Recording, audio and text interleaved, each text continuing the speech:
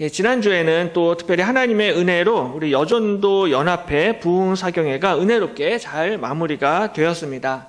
다시 한번 우리 사경회를 위해서 애쓰고 수고하신 우리 여전도회와 또 모든 성도님들께 감사를 드립니다. 사경회 때 우리 그 강사 목사님이 총 이제 6번 말씀을 전하셨는데요. 이 마지막 날 이 새벽 때 그 전하신 설교 본문이 베드로전서 4장 말씀입니다. 베드로전서 4장 12절에 보면은 사랑하는 자들아 너희를 연단하려고 오는 불시험을 이상한 일 당하는 것 같이 이상히 여기지 말고라고 이렇게 말씀을 합니다. 우리가 인생에서 불시험을 당할 때가 있는데 이 불시험을 당할 때 이것을 이상한 일 당한 것 같이 이상히 여기지 말라는 것입니다. 왜냐하면 우리가 당하는 시험은 하나님이 우리의 믿음을 테스트하시기 위해서 시험하는 것이기 때문에 우리가 시험을 당하고 고난을 당한다라고 해서 놀라거나 당황하지 말라는 것입니다. 그러면서 강사님이 이 말씀을 하시면서 이제 보잉 747 예화를 말씀을 하셨습니다. 이 보잉 747은 이제 승객이 524명이 탑승하는 어마어마하게 큰 항공기입니다. 큰 비행기인데 이 비행기가 이제 하늘에서 이제 떨어지면서 착륙을 할 때 가장 중요한 역할을 하는 것이 이 비행기의 랜딩 기어다라고 이렇게 이야기합니다. 하늘에서 이 엄청나게 무거운 이 비행기가 내려오기 때문에 저 랜딩 기어가 이렇게 어마어마한 수백 톤의 무게를 버텨내야지만은 이 비행기가 안전하게 땅에 착륙을 할 수가 있습니다. 그래서 저 그 보잉 그 비행기 회사에서 이 비행기를 판매하기 전에 저 랜딩 기어 테스트를 한다라고 합니다. 이 테스트를 아파트 4층 높이에서 비행기를 그대로 떨어뜨린다라고 하는데요. 그래서 비행기를 그대로 떨어뜨려서 저 랜딩 기어가 제대로 그 충격을 버티는지 못 버티는지 그거를 시험을 하는데 이 테스트를 200번을 한다라고 합니다.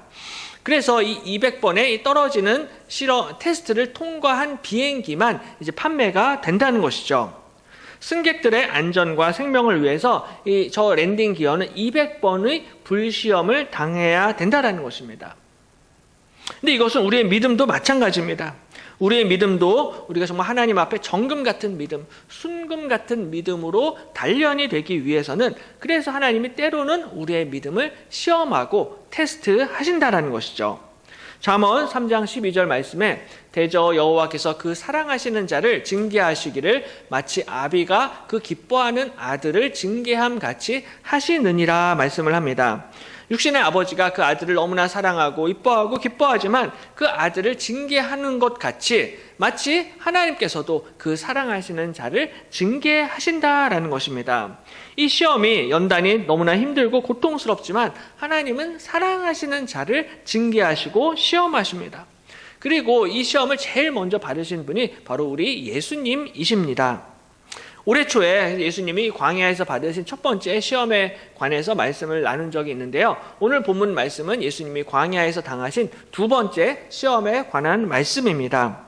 오늘 예수님이 당하신 이 두 번째 시험을 살펴보면서 이 시험과 이 고난을 이길 수 있는 비결이 무엇인지 함께 같이 은혜를 나누도록 하겠습니다. 가장 먼저 하나님이 나를 사랑하시기 때문에 시험하신다라는 것을 항상 기억을 해야 합니다.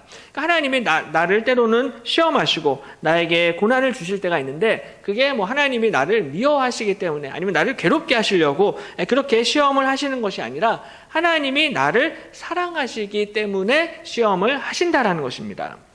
부모님들이 우리 자식들을 너무 많이 사랑하시지만 사랑한다라고 해서 부모님들이 오냐 하면서 자식들을 다 받아주는 그런 부모님은 안 계실 것입니다.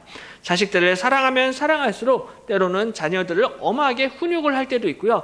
때로는 훈련을 시키는 것처럼 하나님도 이 사랑하는 자녀들을 시험하신다라는 것이죠. 오늘 본문 앞에 1절에 보면요. 그때 예수께서 성령에게 이끌려 마귀에게 시험을 받으러 광야로 가사라고 말씀을 합니다. 여기서 그때에 예수님이 이제 시험을 받으셨는데요. 여기서 그때는 바로 예수님이 세례 요한에 의해서 세례를 받으신 그때를 뜻합니다. 예수님이 세례를 받으시고 물에서 올라오시는데 하늘이 활짝 열리면서 하나님의 성령이 비둘기같이 예수님 위에 임하십니다. 그리고서는 하늘로부터 하나님의 음성이 들립니다. 하늘로부터 소리가 있어 말씀하시되 이는 내 사랑하는 아들이요 내 기뻐하는 자라 하시니라 라고 말씀을 하십니다. 하나님이 예수님께 성령을 내려주시고 축복의 말씀을 주시는 이 순간, 이때에 바로 예수님이 시험을 당하시는 것이죠. 그러므로 마태복음 4장에서 예수님의 광야 시험은 정말로 하나님이 사랑하시는 자녀들, 하나님이 기뻐하시는 사람들이 이 땅 가운데서 어떠한 시험과 어떠한 환난을 당하게 되는가라는 것을 우리에게 보여주는 시험입니다. 그러니까 일반 세상 사람들, 일반 믿지 않는 불신자들이 당하는 시험이 아니라 하나님이 사랑하시는 자녀들, 하나님이 기뻐하시는 사람들이 당하게 되는 시험과 유혹에 관한 말씀입니다. 하나님의 자녀들은 이 땅에서 오늘 예수님처럼 이 시험을 피할 수가 없다라는 것입니다. 하나님이 예수님께 성령을 내려주시고 이는 내 사랑하는 아들이요 내 기뻐하는 자라라고 축복을 하셨는데, 이렇게 예수님을 사랑하시고 기뻐하시면은 당연히 예수님이 이제 앞으로 형통의 길, 좋은 길, 편안한 길, 비단길을 걸어가셔야 되는데, 오늘 하나님께서는 오히려 예수님을 광야로 인도하십니다. 1절에 성령에게 이끌리어라고 말씀을 하고 있어요. 그러니까 성령님이 예수님을 광야로 이끌어 가셨고, 성령님이 예수님으로 하여금 시험을 받게 이끄셨다라는 것입니다. 예전에 성령님께서 바로 좀 전에 하늘에서 비둘기같이 내려오시면서 예수님 위에 임하셨는데, 그러면은 정말로 예수님도 앞으로는 비둘기처럼 평화의 길, 평탄한 길, 편안한 길, 이런 좋은 길, 비단길로 하나님이 인도를 하시는 것이 우리의 상식에 맞는데, 그게 아니라 정반대로 광야의 길, 또한 고난의 길, 시험의 길로 성령께서 예수님을 이끌어 가십니다.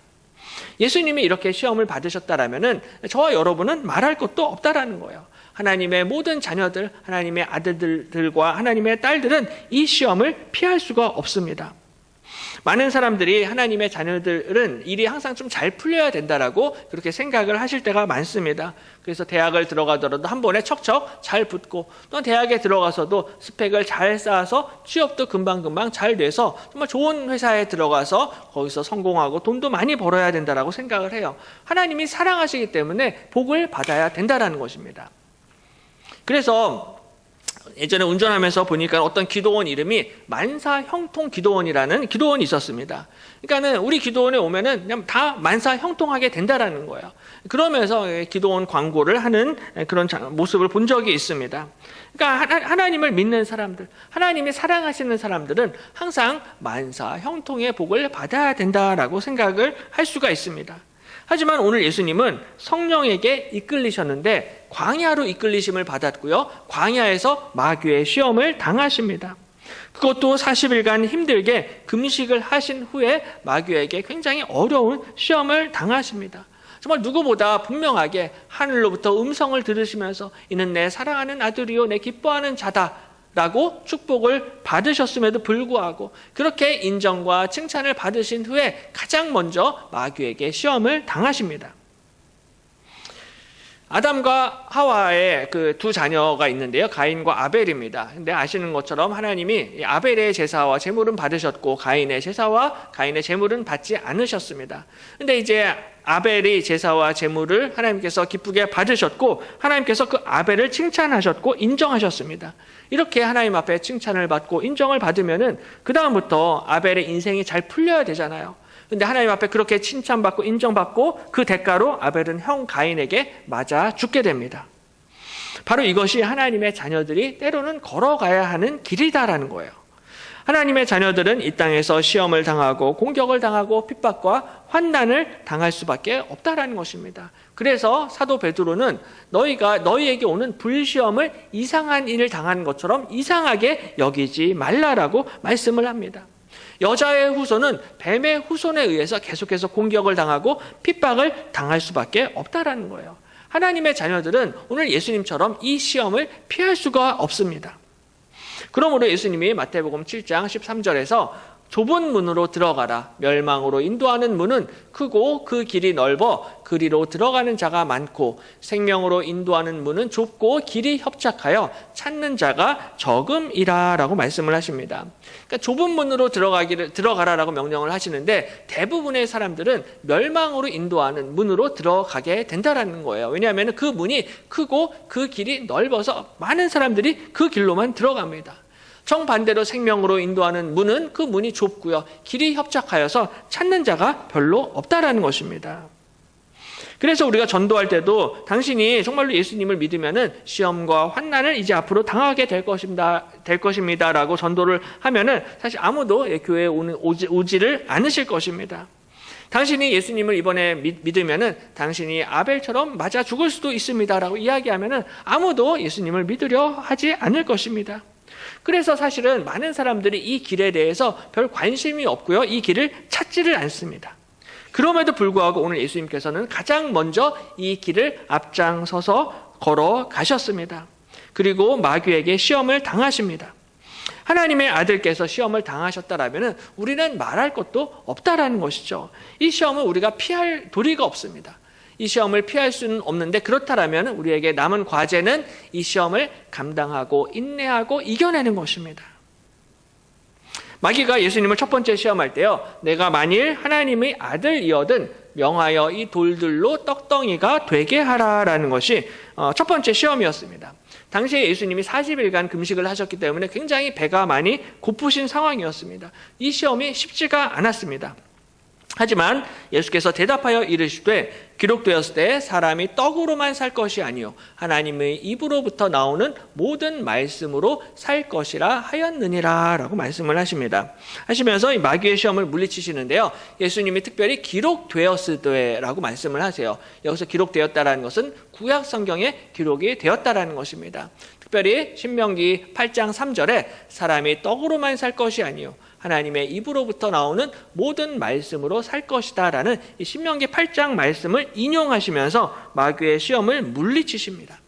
그러므로 하나님의 자녀들은 눈에 보이는 떡이나 눈에 보이는 재물과 돈과 명예와 스펙과 빽을 의지하면서 사는 것이 아니라 하나님의 입으로부터 나오는 모든 말씀을 의지하여 살아가게 되는 줄로 믿습니다. 하나님이 우리에게 약속하셨고 하나님이 우리에게 말씀하셨기 때문에 하나님이 반드시 저와 여러분의 인생을 책임져 주실 줄로 믿습니다.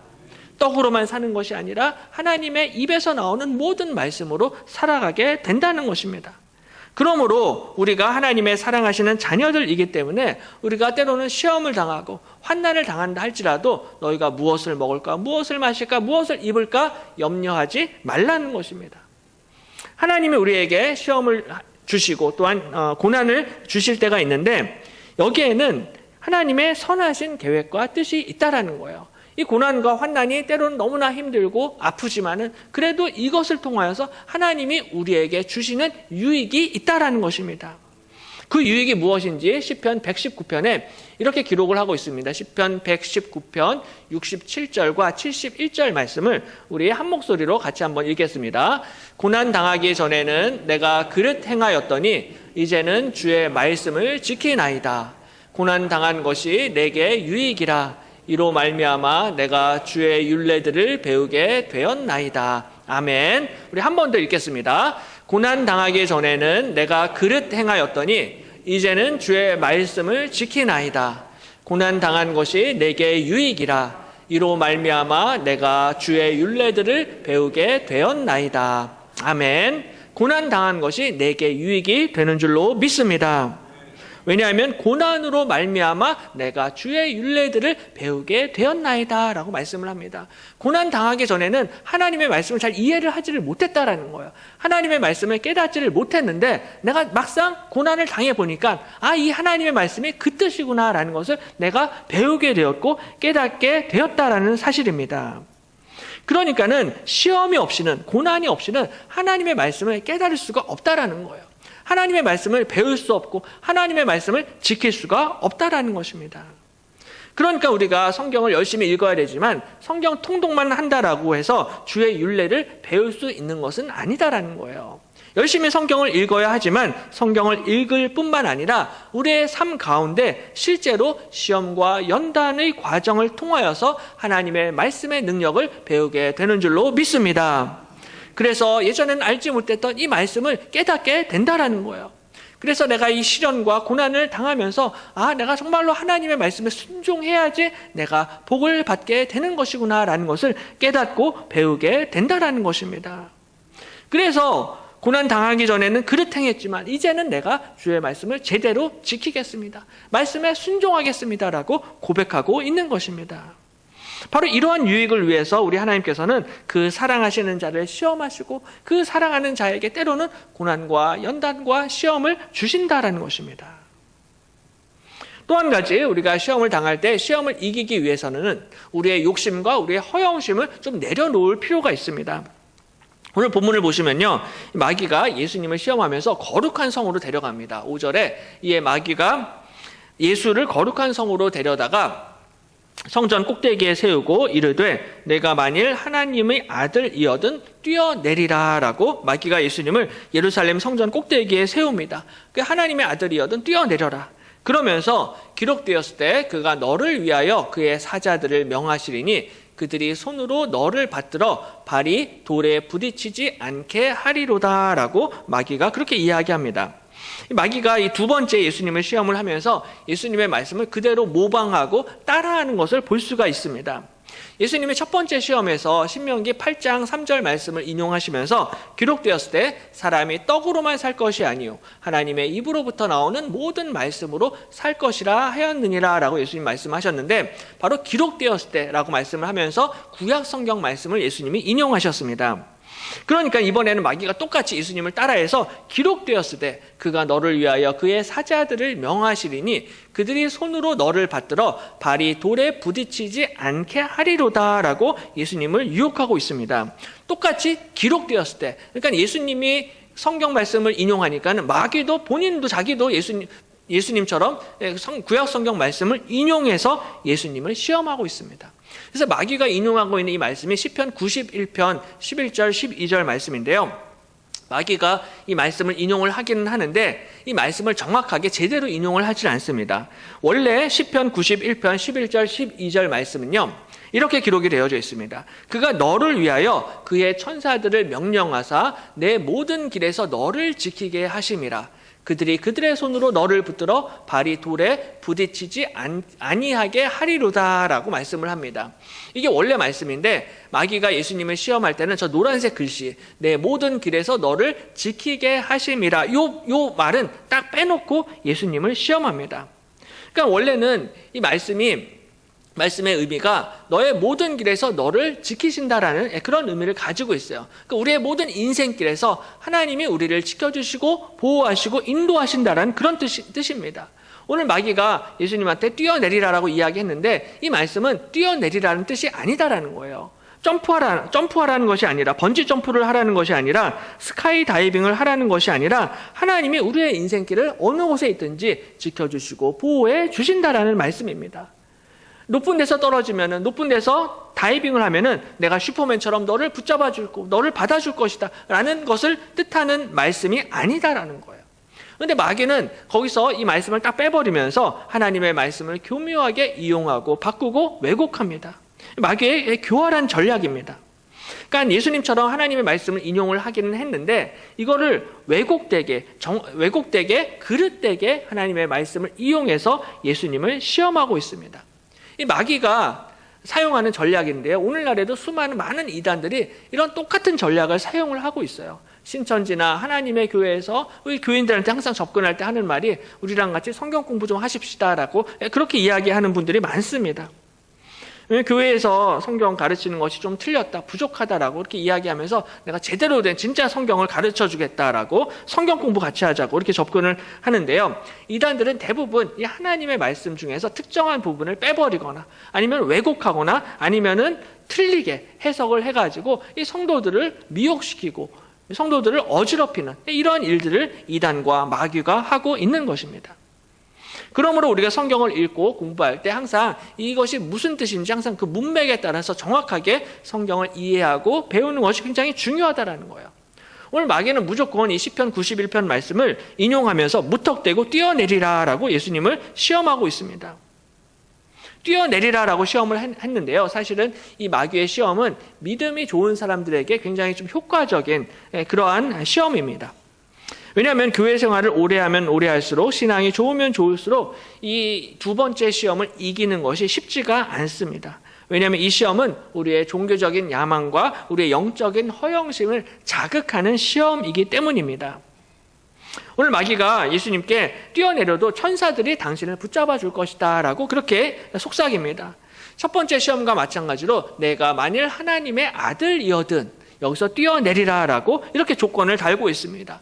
그래서 정말로 하나님의 아들이다라면은 걱정하지 말라는 거예요. 하나님이 아래서 다 받쳐줄 텐데, 천사들 보내서 받쳐줄 텐데 왜 걱정하느냐? 그냥 뛰어내리라는 것입니다. 마치 돌로 떡을 만들어서 당신이 하나님의 아들인 것을 증명하라는 것처럼 이번에는 높은 데서 뛰어내려서 당신이 하나님의 아들이다라는 것을 한번 증명해 보라는 거예요. 여기서 점프하지 못하면, 뛰어내리지 못하면 당신은 하나님의 아들이 아닙니다. 당신은 하나님이 당신을 사랑하는 게 아닙니다라고 이렇게 속임수를 쓰고 있습니다. 하나님의 아들이어든 해보라는 거예요. 이게 바로 이제 두 번째 시험이 첫 번째 시험과 굉장히 비슷한 점인데요. 중요한 차이점이 있습니다. 첫 번째 시험에서는 돌로 떡을 만들라는 건데요. 돌로 떡을 만들라라는 이 시험은 인간의 굉장히 기본적인 본질적인 욕구에 관한 시험입니다. 왜냐하면 사람은 먹지 못하면 누구나 죽을 수밖에 없어요. 그러니까 살기 위해서는 반드시 떡을 먹고요. 빵을 먹어야만 합니다. 우리가 한 끼만 굶어도 머리가 어지러울 때가 있어요. 그래서 이 먹는 문제는 인간의 생존에 있어서 가장 기본적이고 필수적인 부분입니다. 금강산도 식후경입니다.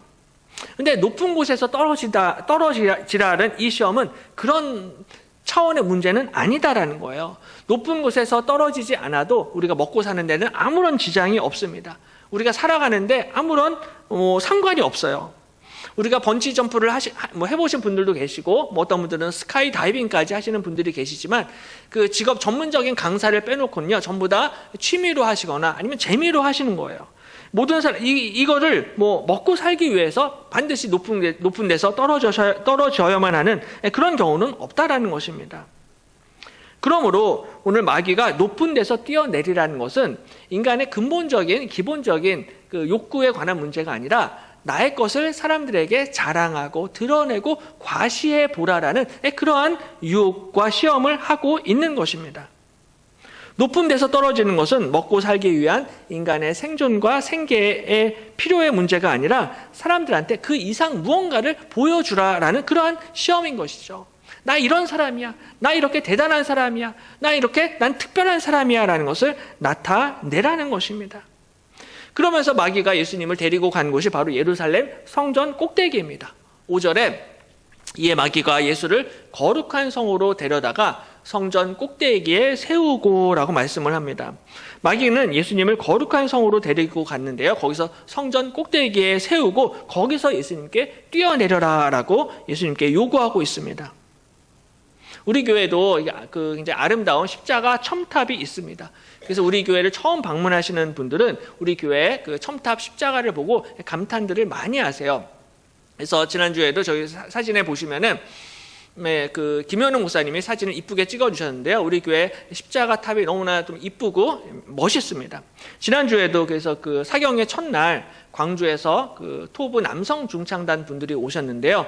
이 남성 중창단 분들이 또 교회에 딱 오자마자 저 십자가 첨탑을 딱 보고서는 목사님 정말로 저 십자가 첨탑을 보니까는 우리 교회의 역사와 전통이 느껴집니다라는 그런 말씀을 하시더라고요.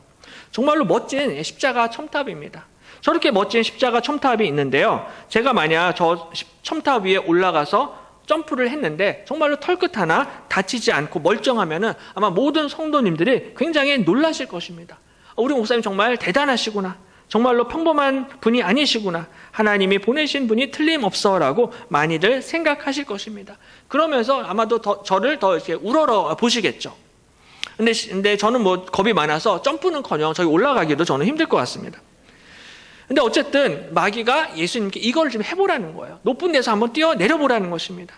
당신이 저 꼭대기에서 한번 뛰어내리면은 당신은 정말 하나님의 아들인 것을 내가 인정하게 될 것이고, 높은 데서 한번 점프해 보면은 많은 사람들이 그것을 보고 당신을 칭찬하고 당신을 인정하게 될 것입니다. 그러니까 한번 뛰어내리십시오. 점프해 보라는 것입니다. 근데 마귀는 오늘 예수님뿐만이 아니라 오늘 우리에게도 사실 똑같은 시험을 하고 있습니다. 당신이 정말 하나님의 아들이다라면은 당신의 능력을 한번 나타내 보라는 거예요. 십자가 꼭대기에서 한번 뛰어내리든지 무엇을 하든지 이 교회에서 당신의 재주와 능력과 열심과 열정을 한번 드러내고 과시하고 자랑해 보라는 것입니다. 그래서 교회 안에서 사람들한테 인정받고 칭찬받으라는 거예요. 십자가에서 뛰어내리든지 아니면 무슨 짓을 해서라든지 교회에서 사람들한테 인정받고 칭찬받으라고 우리를 유혹하고 있습니다. 그러니까 마귀는 끊임없이 우리 안에 있는 이 욕심과 영적인 허영심을 계속해서 부추기는 거예요. 사실은 하나님의 자녀들은 하나님 앞에 칭찬받는 게 중요하잖아요. 하나님의 칭찬이 중요한데 마귀의 전략은 뭐냐면은 사람에게 칭찬받아야 된다라는 거예요. 사람에게 영광 받아야 되고 사람에게 인정받아야 되고 교회에서 높임 받아야 된다라고 계속해서 우리를 유혹하고 미혹하고 있는 것입니다.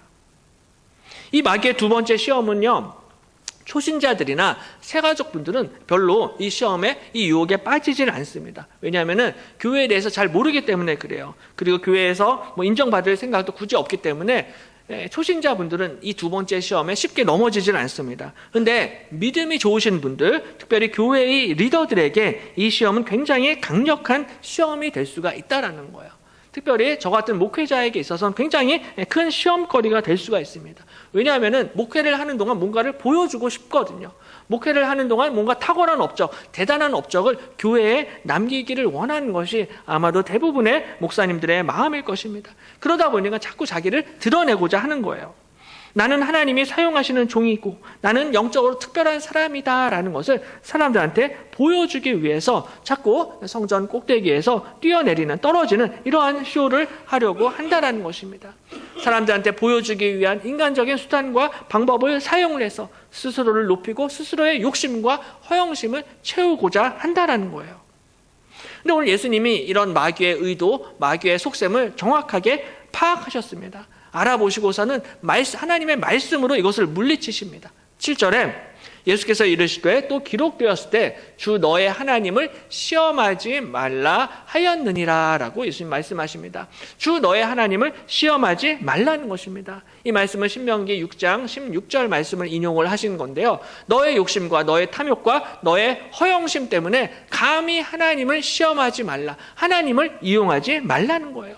네가 지금 사람들한테 인정받고 칭찬받기 위해서 하나님을 이용하거나 하나님을 시험하지 말라는 것입니다.